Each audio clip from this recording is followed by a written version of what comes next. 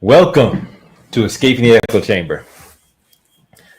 I'm not here to whisper sweet nothings in your ear. You're not here because the truth is something that you fear. Let's get into it. There's so much talk about Liz Cambage, and it didn't even, this weekend it really blew up. It hit another level. But let me go back to early May when I first heard about this whole situation, and I was watching that show. In fact, not even that show. I was watching that clip from that show. So I'm not even familiar with all of the people. I find out because of the way she's talking that one of the women is a former teammate, captain of the Opals, captain of the Australian national team. And then the others are also there, and they all have their comments and their perspectives. What's interesting is it starts with the woman that's all the way on the left. She clearly has a significant amount of disdain. And so now this is an Australian TV show. They're talking about Liz Cambage. Well, in fact, they're talking about basketball, women's basketball, but it becomes about Liz Cambage because this woman asks the question and makes the statement, oh yeah, let's talk about the walking headline. That's what she calls Liz Cambage, the walking headline. Okay, clearly you're not a fan.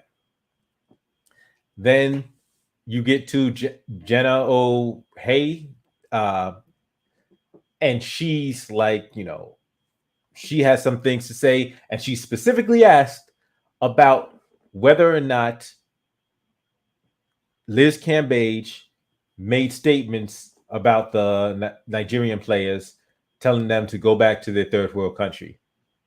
And she goes with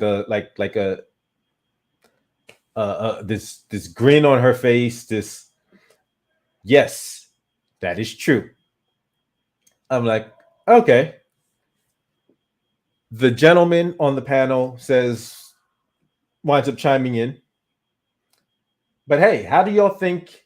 I mean, do you think if you are competing for a championship, your national team, that you're going to exclude like the best player on the team from the team? Like, do you think you might want to work a little bit harder at making sure resolving whatever it is to get her on the court? And the captain says, well, we've tried everything, and that's, we've bent over backwards, and it's not going to happen. She's not going to be playing on the Australian team. That's what is established. That's what's put out there. That's what she goes with. I'm like, okay. Like I said, this is at the beginning of May. This past weekend, the statement becomes more than that she told them to go back to their third world country. Now the statement is she called the Nigerian players monkeys and told them to go back to their third world country. So now I'm like, okay, I wasn't there. I don't know what happened. Let me read the article. I read the article, and in the article, they're talking about how Liz Cambage, they have video. This is what they say. We have video. The event is on video, and she fouls a Nigerian player, hard foul, slaps another Nigerian player, calls them monkeys, and then tells them to go back to their third world country. I'm like, okay, let me watch the video. I watched the video. Do you know what I see on the video? On the video, I see Liz Cambage elbows the chick in the head. They're like jostling football. She elbows the chick, kind of like that. Kind of like that. And that's it. That's it.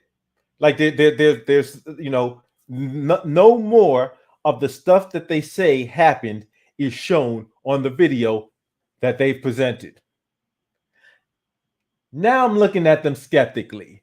Now I'm looking quite suspiciously, because if you said all of this stuff happened and you start showing the video, you start showing what's transpired on the video, and then you decide not to show the rest of the video, I got to look at you type suspiciously. But it's more because I read the article. And number one, the fact that you said that that's what you showed of the video, and the writing, what you wrote in the article, gave the impression that you had all of that stuff on video. That's what initially makes me say, are you playing games now?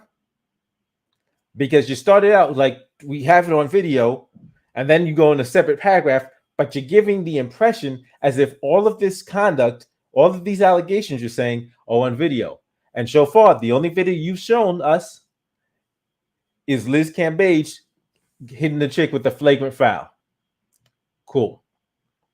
But it would be considered a flagrant foul. It's not actually called a flagrant foul because there's like no refs there. It's a scrimmage. Cool. Keep reading the article, and they say that other people have said that, yes, this is what happened, that, you know, she called them monkeys. And then you get to quotes from the Nigerian players. Which Nigerian players have issued statements? Well, we don't know, because for some reason, these Nigerian players have said they are speaking on a condition of anonymity. Anonymity?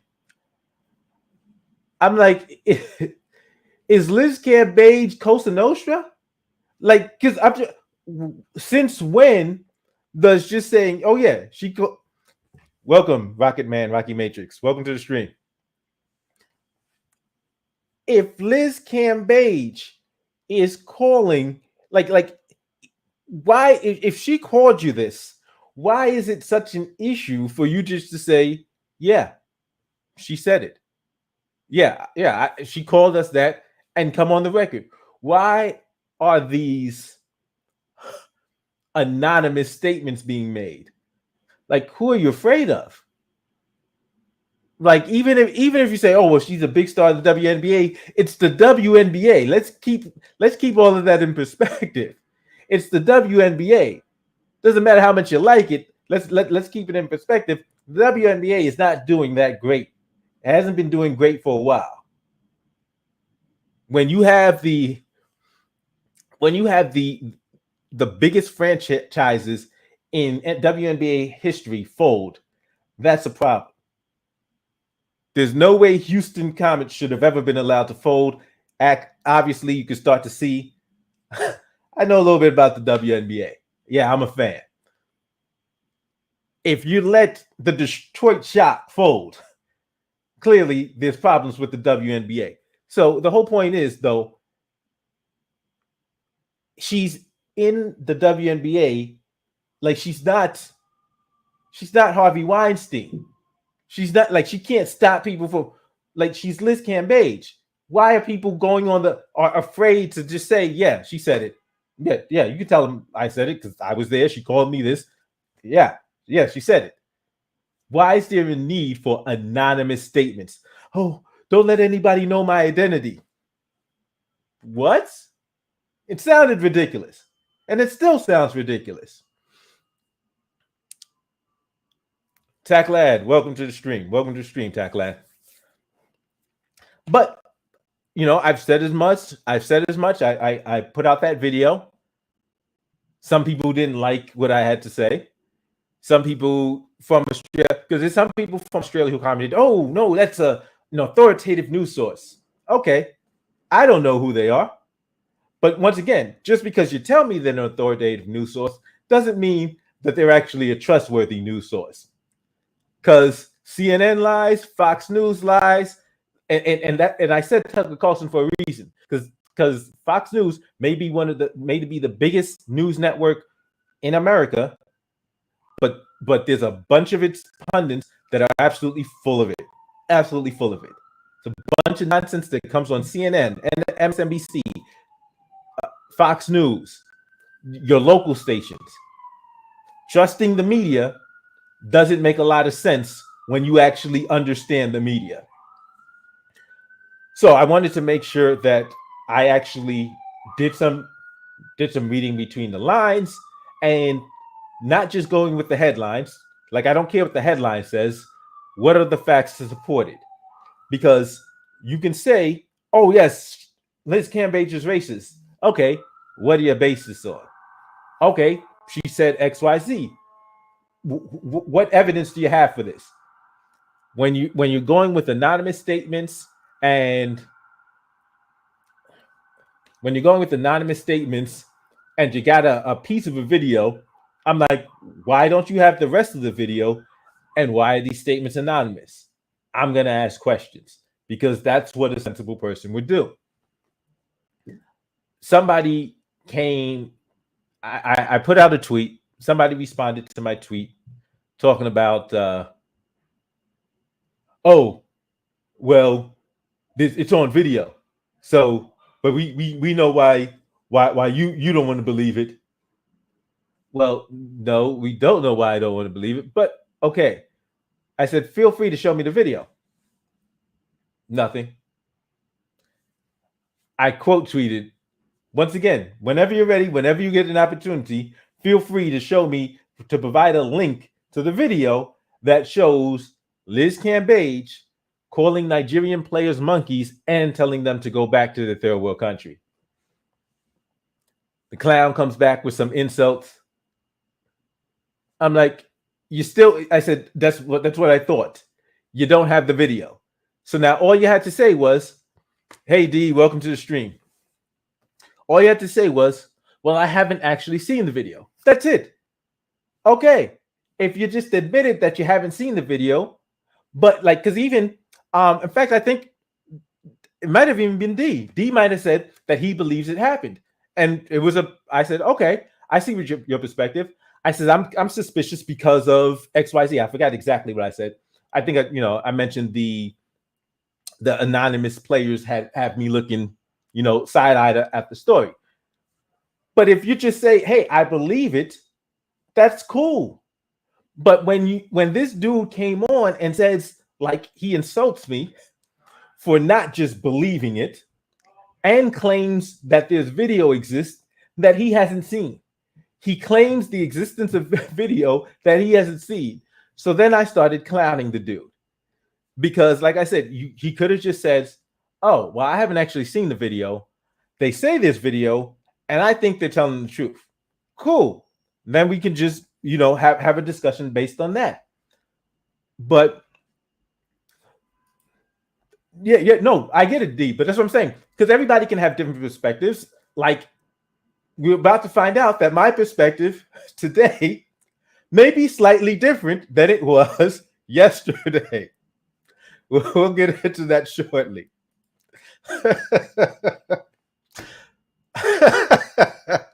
Okay, so here's what happens. It's like, I'm like, dude, instead of just coming forward and saying, I don't know, dude, because dude just in his feelings, he couldn't just say he didn't know. So he had to be snide. And so I hit him with I said, just like I thought, you got no facts, you got no evidence. He said something else. I forgot what he said, but it was something snarky. And so I said, listen, you made a claim, either back it up or shut the fuck up. That's it. just one or two options. Back up the claim or shut the fuck up. Because you made a specific claim. This video exists. Okay. I very politely asked, please provide a link to the video. He couldn't do that. He couldn't do that because he hadn't seen the video. He believed something. And he could have just said, I believe it. I haven't seen the video, but I think she actually did this, which is cool. But, then he says, he tweets and he tags Cambage, says, oh, yeah, this dude is thirsty. Why don't you just give him some play?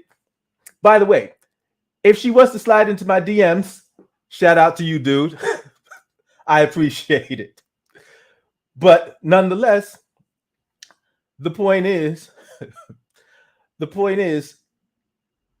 they made And I liked the way it was. I think it's like Worldwide Hoops. They tweeted at this point, show us the entire video, because there's back and forth going on. And if you got the whole video, just show us the video. There's why wouldn't they show us the video to begin with? You started by showing the video of the elbow. If you have the entire incident on video, why aren't you releasing the entire video? What happened yesterday was interesting, and I didn't even know this until after I had read that tweet I just told you about from Worldwide Hoops, because they said, hey, you should just put out the entire video. Apparently, Liz Cambage has made a statement. In fact, do I have it up? Okay. I guess I forgot to put it up. So yeah, she made a statement, and I'm going to read the statement. Okay, so now, as you know, she's been accused of, they say the flagrant foul happened. She hits the player in the head with the elbow. We saw that on tape.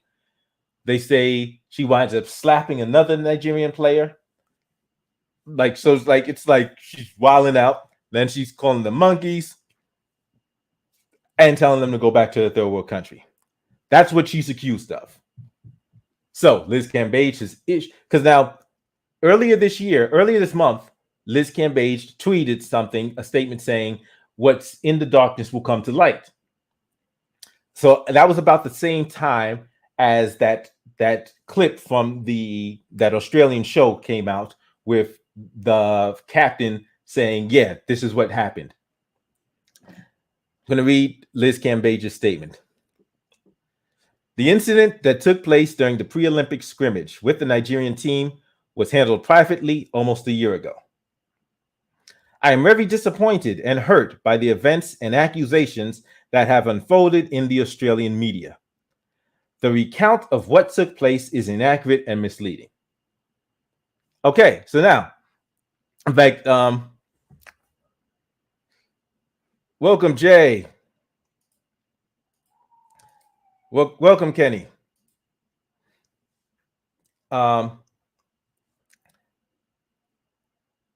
So the New York Post actually did a story on this, and they have that quote. It's inaccurate and misleading, and so a lot of people saying, "Okay, see, she didn't say it." And let me continue reading her statement. So she posted this on Instagram. Once again, I'll say that recount of what took place is inaccurate and misleading. I did not use the racial slur towards the Nigerian team that has been circulating. After I unintentionally fouled a Nigerian player on court, I was then physically assaulted by this player on the sideline of my bench. I was hit in the face and pushed to the ground, but I walked away. Prior to the game, I asked to sit out because I was concerned about my mental and physical health, which I have addressed publicly. We did not have professional referees to manage and prioritize both teams' safety during this highly physical scrimmage. This is not an excuse or justification to the events that unfolded or my actions, however. I feel that a full picture of the environment that led to this outcome must be shared. I have taken responsibility and accountability for my involvement in what occurred. I genuinely apologize to the Nigerian team, and I once again am sorry that these events are being rehashed. I truly hope that I can move forward from this incident and apply actionable effort to my best self. Thank you, Liz. So a lot of people will read this and say, see, she denies it.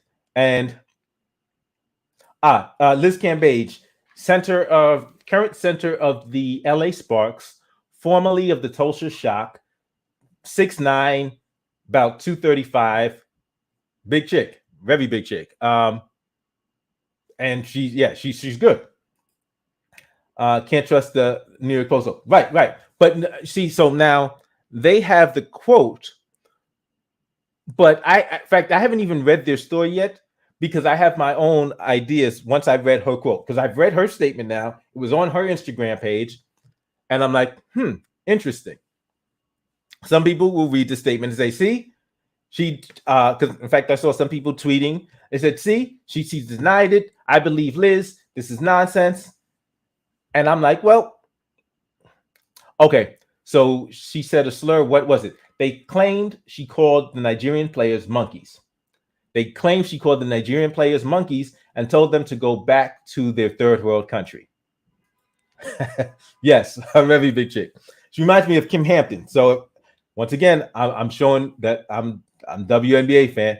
Kim Hampton was also, in fact, Kim Hampton might have been like 6'10", but she was like 6'10", 230.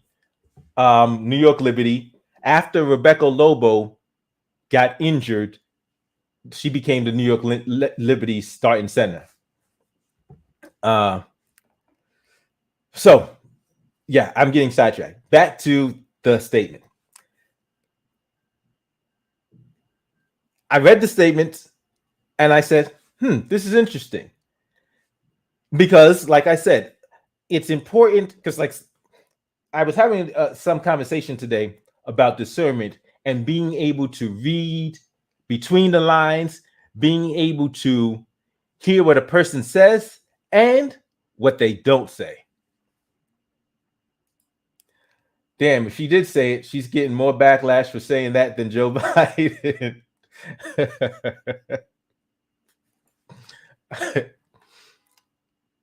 But I read this thing and I'm like, she used some interesting language in this statement. Because I'm not even going to call this a denial. I'm going to call this a statement. She used some very interesting language in this statement.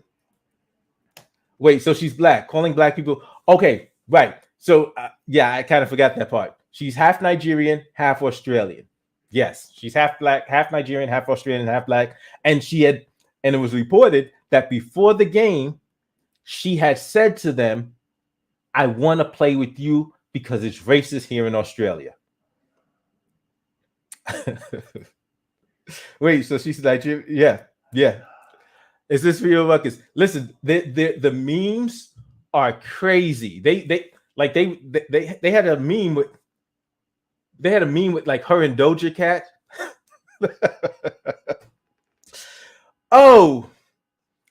Oh yeah, because I do not mess with Doja Cat.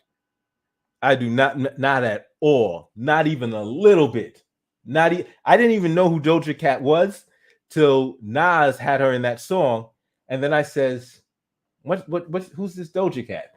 Looked her up, found that song, didn't do nothing, and I'm like, "Oh, this trifling piece of what?" Yeah, I don't mess with Doja Cat at all.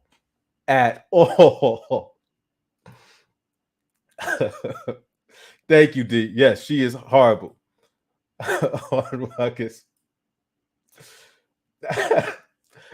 So yeah, they've got all kinds of memes. They have a meme of they said this is what this is what this is what Liz Cambage becomes when she's playing Nigerians, and then they have a picture of Candace Owens. And Kenny, you're right. It doesn't sound like a denial. It starts off with that inaccurate and misleading, and I'm like, that's a very curious choice of words. Not, it's not true. It's inaccurate. Wait a minute. You could have just said, I didn't say it, if you didn't say it. But you didn't say, I didn't say this, I didn't say it, I didn't use a slur. You said it's inaccurate and misleading. I'm like, what you talking about, Liz? Because there's like some very carefully worded, it's inaccurate and misleading. You're right. That's not a denial.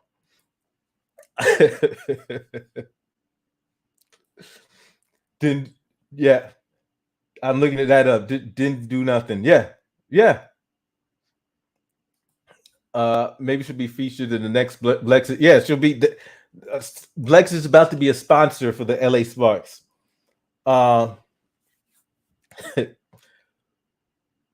like I said, like that statement is. But by the way, so O'Shea did a video on this, and I really liked his take. So he did the video. I saw his video before I read her statement.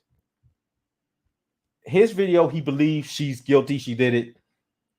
But I liked the way he wrapped everything up, and this was like his video is just about so much more than her. But before we get to that, I want to finish dealing with her statement. To say it's inaccurate and misleading is different from saying it's not true. And the key words here are this: I did not use the racial slur towards the Nigerian team that has been circulating. What? Notice she didn't say, I didn't use a racial slur. I didn't call them a racial slur. She says, I didn't use the racial slur towards the Nigerian player that's been circulating.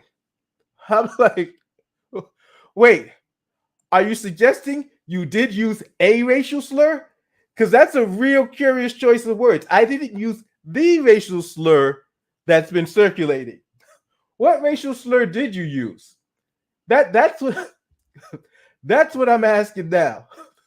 Exactly. Did you use another? What racial slur did you use? Because that's a very specific statement. I didn't use the racial slur that's been circulating. Like I said, I'm reading between the lines right now. Now, it doesn't mean that this would happen, but you could have just, but if you didn't use any racial slur, then it seems that the smart thing to say, the accurate thing to say is I didn't use a racial slur. I didn't call them a racial slur. But when you say I didn't use the racial slur that's been circulating, it gives me the impression that you used a racial slur. Because that's a very specific choice of words. It's a very specific choice of words. I didn't use the racial slur that's been circulating. Like, really? Really? Because then we get further in, and then she says, she talks about the foul, and then she talks about how she was assaulted. She was hit in the face and pushed to the ground, but walked away. And then she switches to how she didn't even want to play the game. She was like, she wasn't feeling well, and her mental and physical health she wanted to deal with. But she doesn't go back to what happened after she was pushed to the ground or what her part, because she talks about what she physically did. So she says she physically walked away. She's not saying, well, what did you say?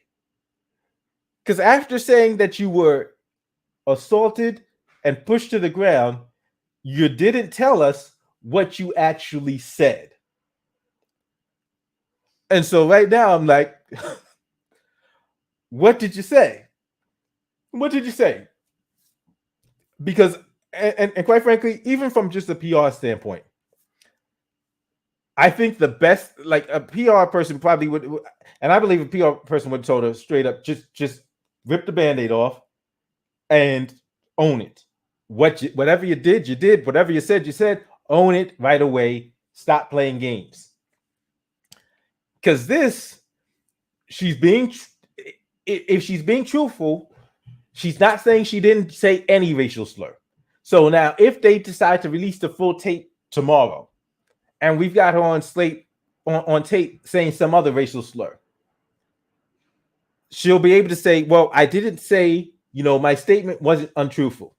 However, what people are going to say is, people will still say they feel that her statement was misleading. So even if Australia releases the tape tomorrow and she's on tape using some other racial slur, people are still going to get at her and say, well, why didn't you tell us this? Why are we hearing it from somebody else? Because listen, the story's out there. Her best bet is to come out and say, okay, this is what happened. But I didn't use that racial slur. Well, what exactly did you say? Because right now, the same way I was looking at the story skeptically, now I'm looking at Liz skeptically. What did you say?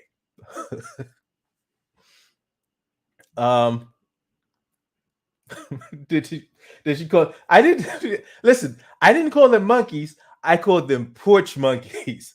There's a huge difference. Oh, officer, I did not drink Casamigos before driving. Lord, I think she's not light. I think she's not light enough to use the white woman tears defense. No, she's not.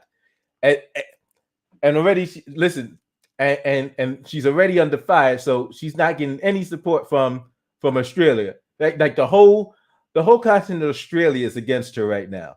So like I said, her best bet is just to own it, and apologize. People taking responsibility for their actions, nah, can't happen in our society. No. But but the parts that really gets me is all of the stuff, like, because you're saying something happened. You're saying something else happened after you were pushed down. Because you say, this is not an excuse or justification to the offense that unfolded or my actions. This is not an excuse or justification to the events that unfolded or my actions. What were your actions? Because you still haven't told us now. You've got this explanation, because I'm not even, because this, I'm trying to see if there's even an apology here. But I mean, because quite frankly, your apology should be to the players, right? To them. And you said, people have said she apologized.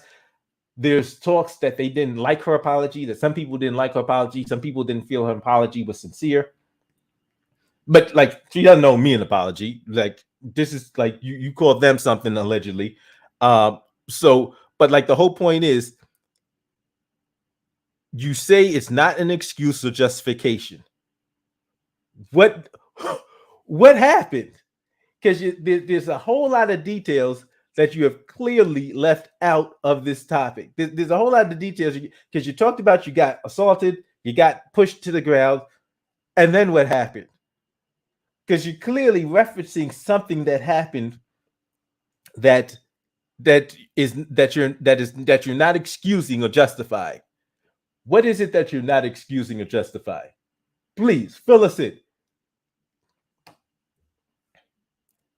Kadola says she is fake. By the way, side note, are you going to talk about how the events of Buffalo got pushed out of the MSN? Oh, yeah, we'll talk about that. Definitely. Yeah.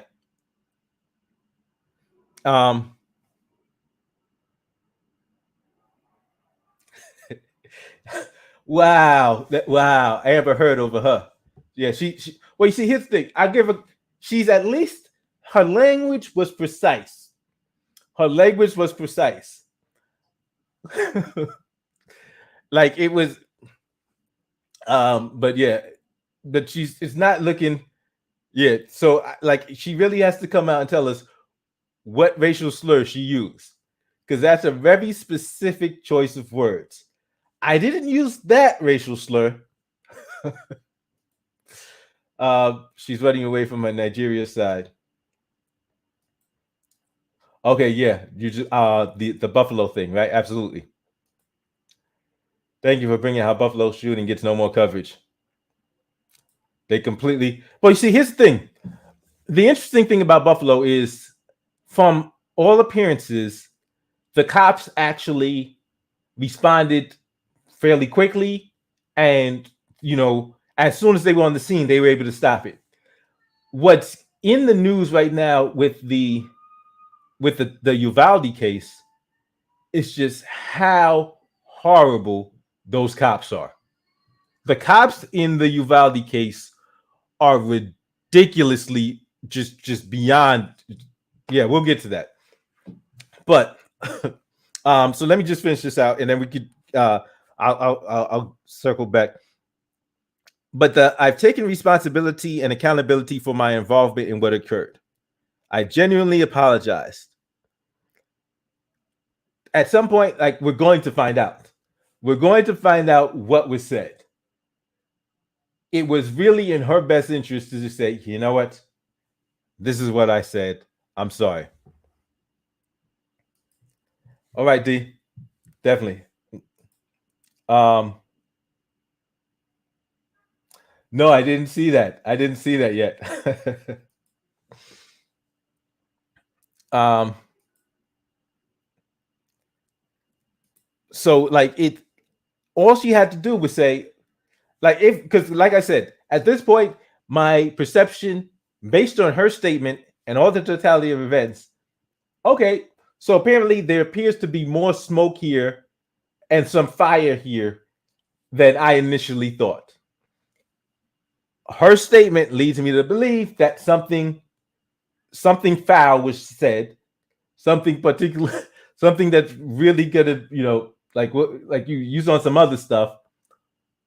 But I know it's going to, it's going to come out. It's just a matter of in fact, I'm figuring it's a couple of days. We'll find out what was exactly said. But it was like she could have basically just pulled off the band-aid, because now it's going to be circulating and people are going to look at this explanation and be like what? Like there's a lot missing from this explanation, like an actual explanation of what actually happened. So yeah, you can add details of how things transpired, but you still might want to let us know, okay, what was your role in it? Because you're basically saying you're not justifying your role in it and what you did in it. But once again, you're not actually telling us what that role was. To in just of public relations terms, to get this done with, yeah, get it out there. So now I assume she meant responsibility with them. I assume, because she's definitely yeah, like I don't know what this is as far as the general public is concerned. Yeah, this is like what? Like this is, yeah, this was ridiculous. As far as the general public is concerned, this statement was ridiculous. Um, if you wanted to get out in front of it, you could have just gotten out in front of it and said, "Hey, I said this is what happened. I said this. I shouldn't have said that. That was some stupid stuff to say. That was foul. I don't even know. Like I don't even know why I even said that. But I apologized to them then, and I'm apologize. Like I'm still, you know, like looking at myself, like what was wrong with me to even say something stupid like that. But we still don't know what exactly was said. But like I said, it's entirely curious. It's incredibly curious that your sentence reads, "I did not use the racial slur towards the Nigerian team that has been circulating." That seems to imply that you used a racial slur. But I want to hurry up and get to what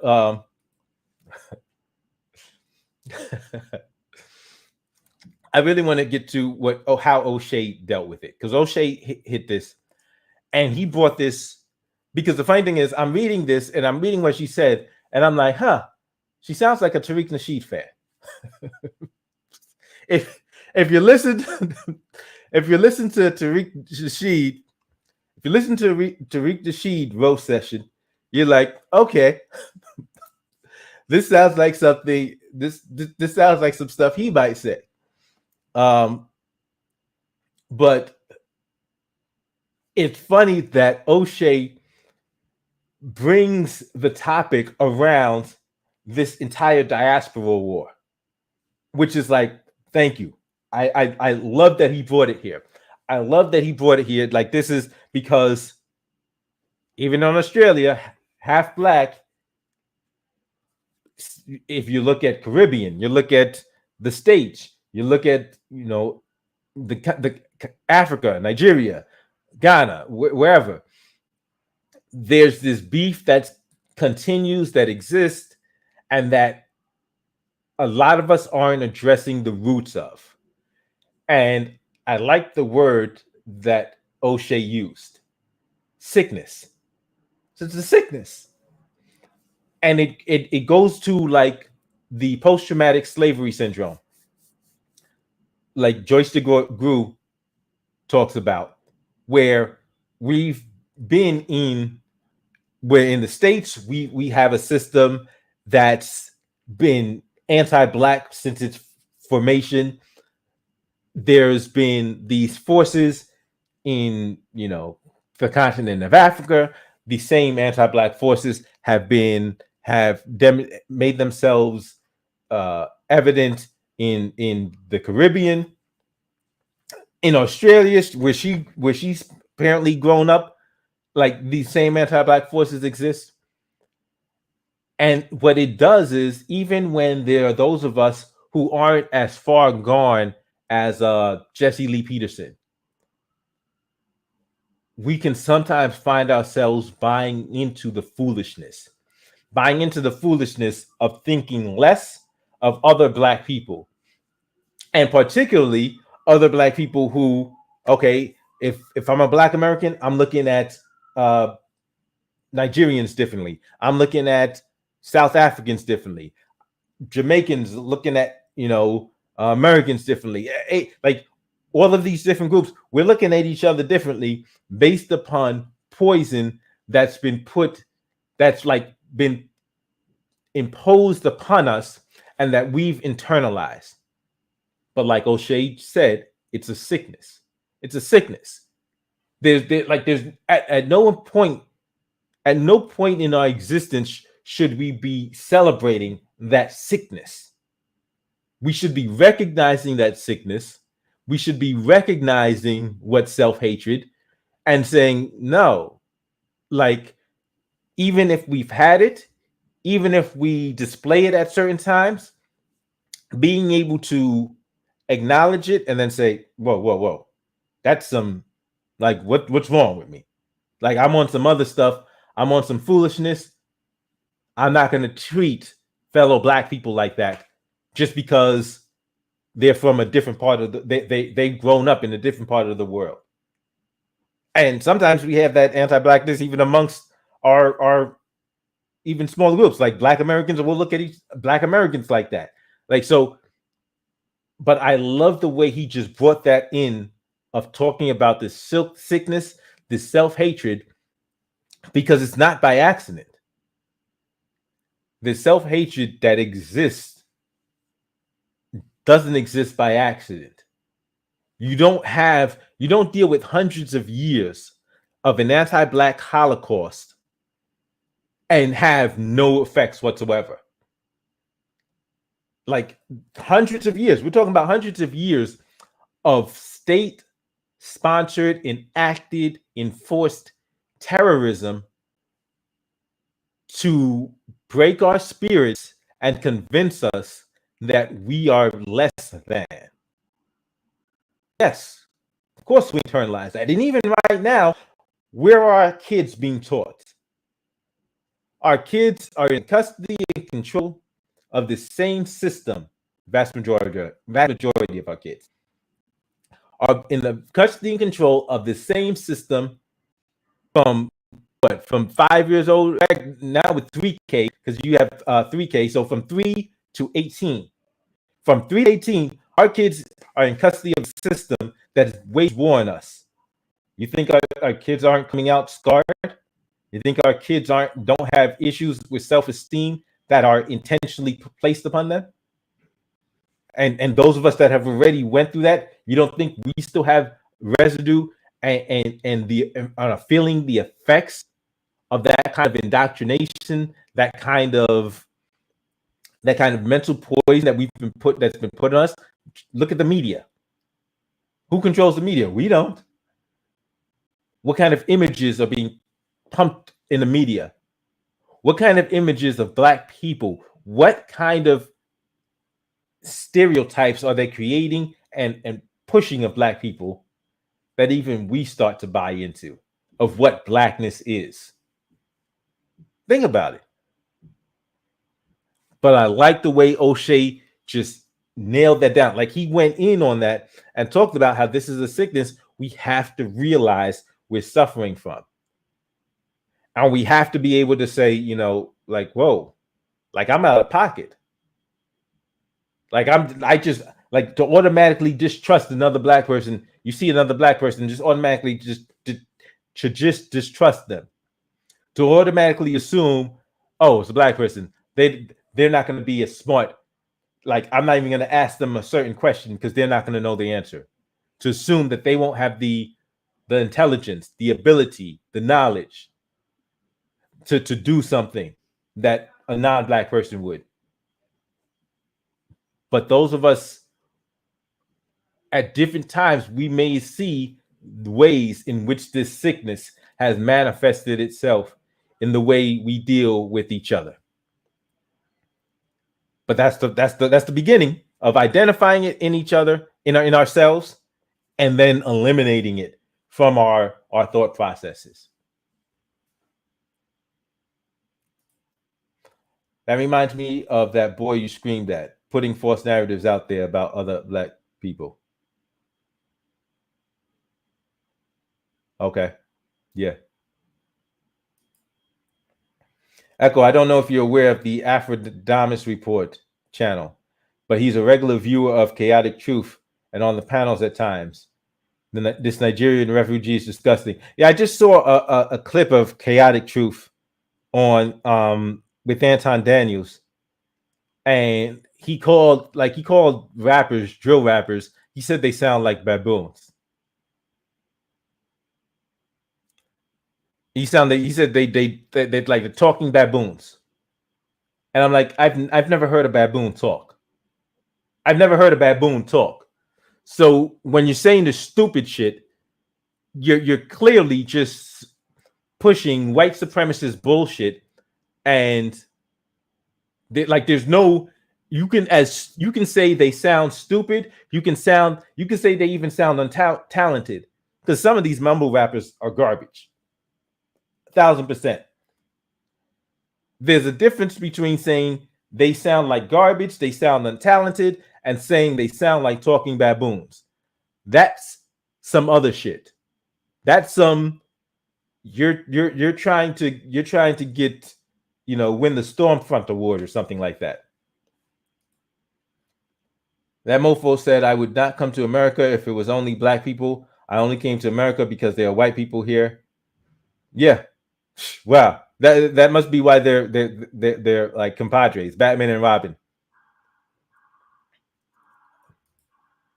Absolutely, Kenny. Nigerians will push far away now. Yeah, Chaotic Truth. I think that's who you're talking about. Because but like, that's what I'm saying. Yes, but like, I want to reiterate something. That dude is Nigerian, right? That dude that you're talking about, that from the Afrodamus Report, and Chaotic Truth. Okay, no, Chaotic Truth is, yeah, his parents are from somewhere else as well. Okay, but what unites them in their coonery isn't the, I'm not going to say it's their foreign, their non-Americanness. I'm going to say it's their coonery. That's what unites them, the coonery. Because there will be Nigerians that will come over that are gully, that are about it, that are, will fight for, their Pan-Africanists. They'll fight on behalf of the black community worldwide. And they understand how the system operates and what kind of time the system is on. Like, they're down for the fight. They're down for the struggle. And so I'm not going to allow, because that's part of the internalization of automatically assuming that, okay, oh, you're Nigerian, okay, that means you're my enemy. I'm not going to assume that. I'm going to deal with cats as I deal, like, and if I see some of that sickness in them, I'll call out the sickness. And it's up to them to whether or not they're going to excise the sickness or embrace it. It's up to them. It's up to them. So, like, in each of us, if we have, yes, I am.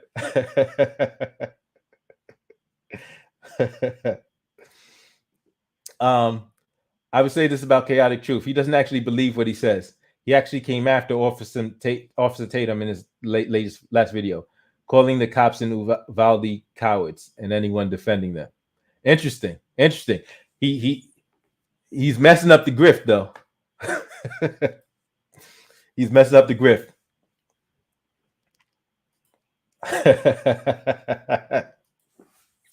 Yeah, I'm telling my age right now. But yeah, it's like so like this, and I remember going over the like the whole post-traumatic slave syndrome, because like when we was inside, that was one of the topics we would discuss. So we actually had, in fact, if you've noticed on my channel in the years past, I have the Black History Month theme going, because every year, what we would do in February, we would actually have Black History Month classes throughout the year. And we actually took it from just, sorry, not throughout the year, throughout the Black History Month classes throughout the month of February. But we actually took it and then turned it to a weekly class. And some of the things we were covering was like post-traumatic slave syndrome. And like, I remember that part where Joy DeGoy, so Dr. Joy, where she talks about that word, I see you, where the African greeting, this country she was in, this African country she was in, where the greeting literally means I see you. Whereas here in America, we're on, what you looking at? And she's like, that where we have such, like, we've been so poisoned in this country to discount our value, that we don't like being seen. So it's like a shame of when we're being seen. And I was like, wow, that was really heavy, as opposed to in this country she was talking about, where their greeting literally means I see you, and that's something people want. People want to be seen, but we've been dealing with the situation, and we're experiencing a trauma that makes us not want to be seen. But like, I think it's important for us to be able to see ourselves, to see that trauma, to begin healing from the trauma, because that's what we need to heal. This isn't something that we need from them.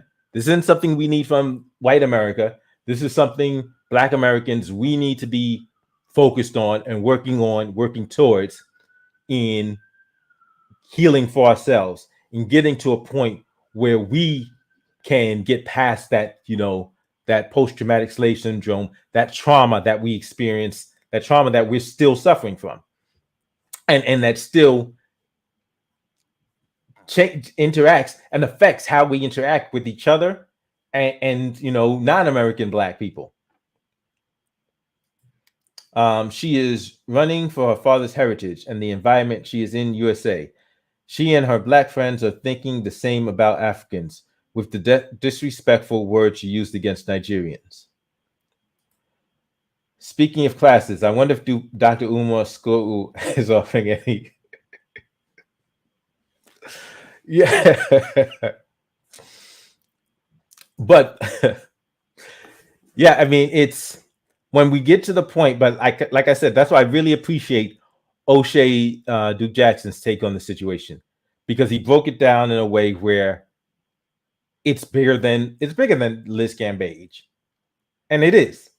It's bigger than just, and that's why I said that joke about she must be a Tariq Nasheed fan, because I'm listening. I remember looking at that and saying, wow, like, have I heard worse about Nigerians, about Somalians, Sudanese individuals, whatever, from one of Tariq's Twitter spaces? Like, I'm like, and there's this desire now to embrace that kind of hatred against other Black people in the diaspora. And I'm like, that makes no sense, because this anti-Blackness that exists isn't localized. It's not like they say, oh, we only hate this group of Black people. Nah, that's not how it goes down. And there may be certain individual Black people, that are given certain, special treatment only because they're willing to play ball and denigrate the rest of us. But like those are your Jesse Lee Petersons, your Candace Owens, that kind of thing. Your Amalas. Oh, by the way, speaking of Doja Cat, Doja Cat's real first name is Amala as well. I found that interesting. I said, wow. So it's two. Anyway, so let's talk about the whole Buffalo and Buffalo Uvalde. I know from Buffalo. Here's what I think. So he signed the executive order. I'm actually doing a video on that. I'll have the video coming out probably later today. But I'm not surprised they've gotten away from Buffalo for a couple of reasons. There's a couple of reasons why they don't want to talk about Buffalo as much. One of the reasons is it's New York. It's New York, and there's heavy gun control in New York State. So to push their agenda forward, they don't want to keep talking about Buffalo because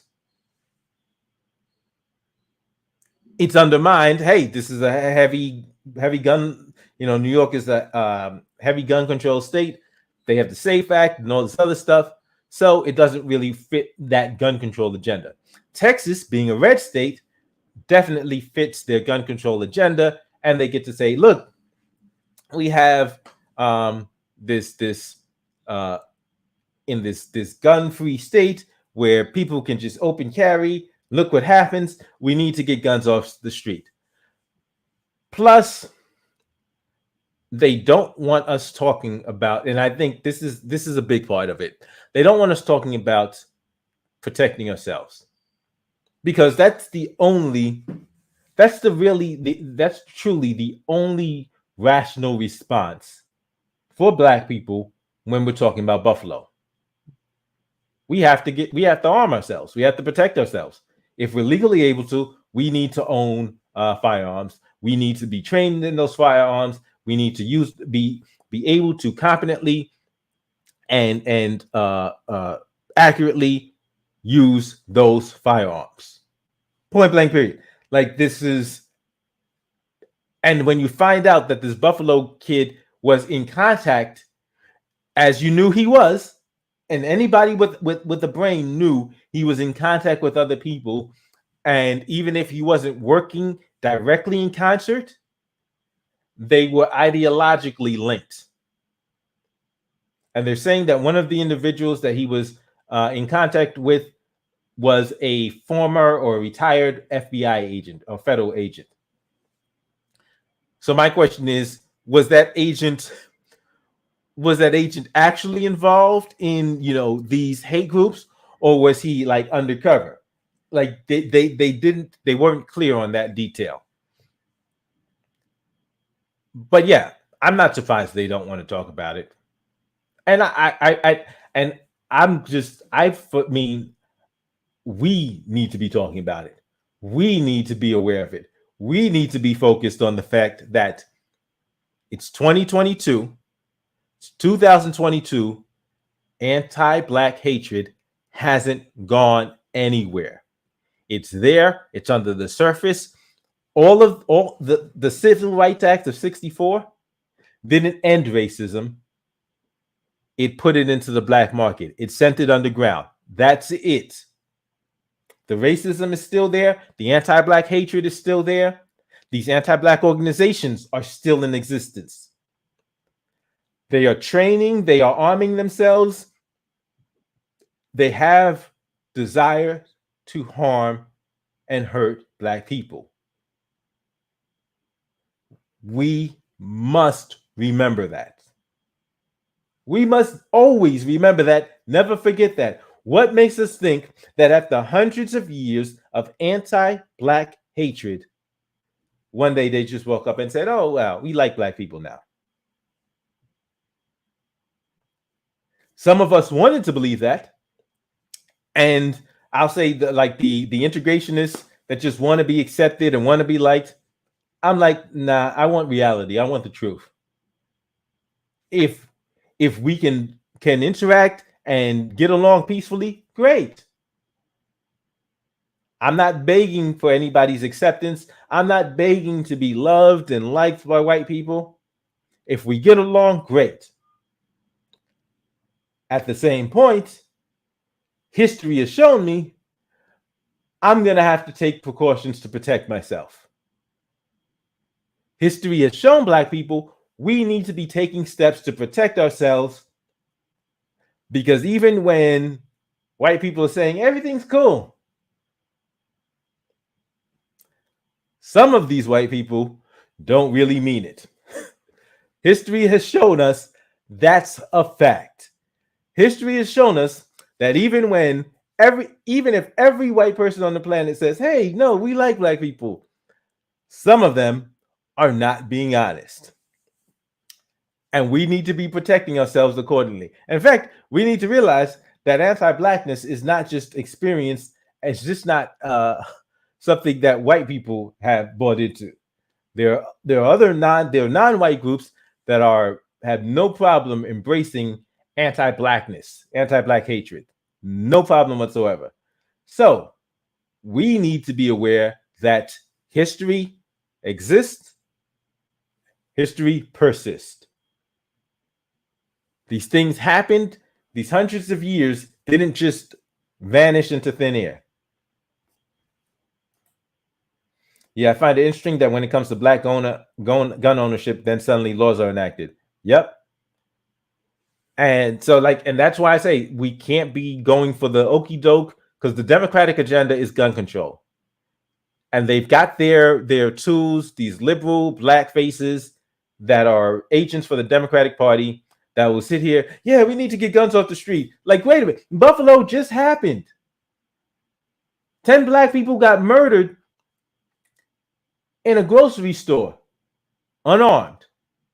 One Black man had a gun, and he was targeted early because the white dude knew he had a gun and knew he had to take him out quickly.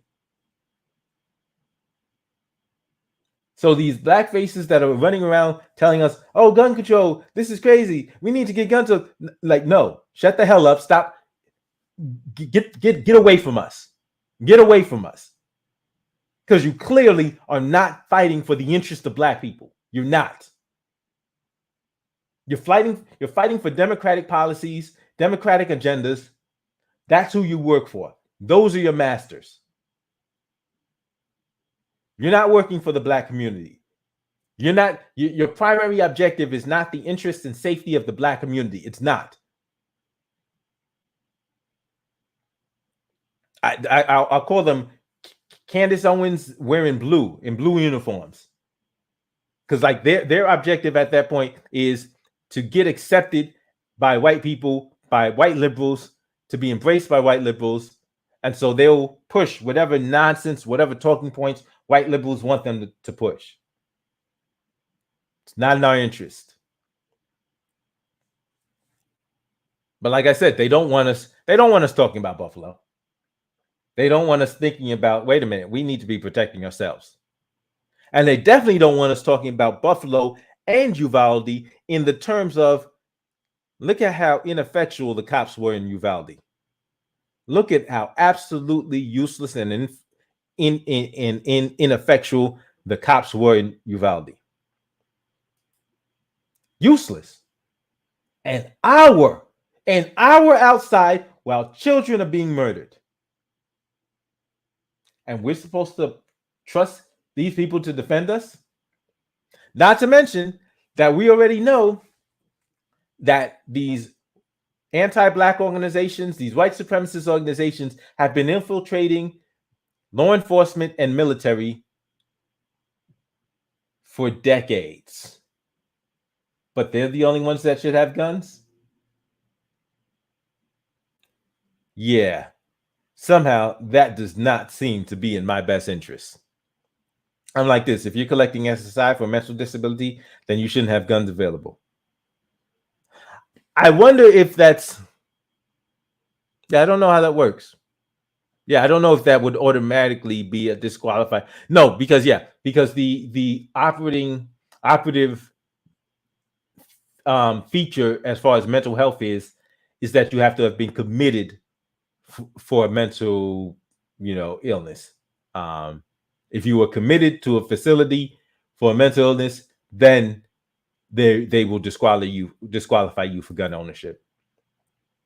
You have a heavy, yeah.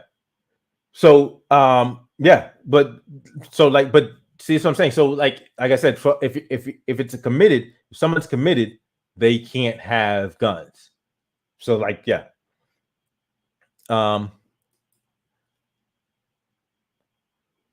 but like that's where we're at. It's like we need to be focused on those of us that are, if you're legally allowed,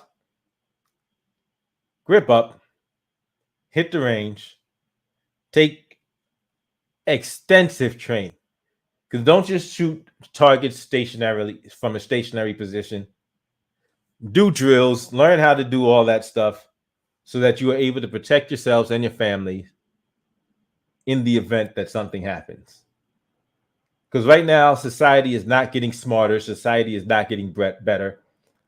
This polarization, this team sports nonsense, this foolishness is just getting more and more pronounced. Yeah, it was a horrible situation. They were both horrible situations. The crazy thing is that the Texas situation didn't have to be as horrible as it became. Like that was failures on the cops' part. Buffalo, they showed up, I guess, pretty quickly. Fortunately, a bunch of people had managed to escape. That's a really good thing too. A bunch of people managed to escape, because I looked at some of the ages, and a lot of people that died in Buffalo were older. And that tells me that it was because people were running, and those were the slower people that couldn't get out in time. But yeah, so I just wanted to get on briefly, talk about this Liz Cambage story and the updates. And I'll see if anybody actually calls her out on the statement saying, hey, listen, how about some specificity? Because there's heavy implications that you're clean, that you seem to be saying you did call them a racial slur. How about some specificity? Tell us exactly what you said, what happened, and then let's move on. And then let's make a decision. Then let's have the conversation from there.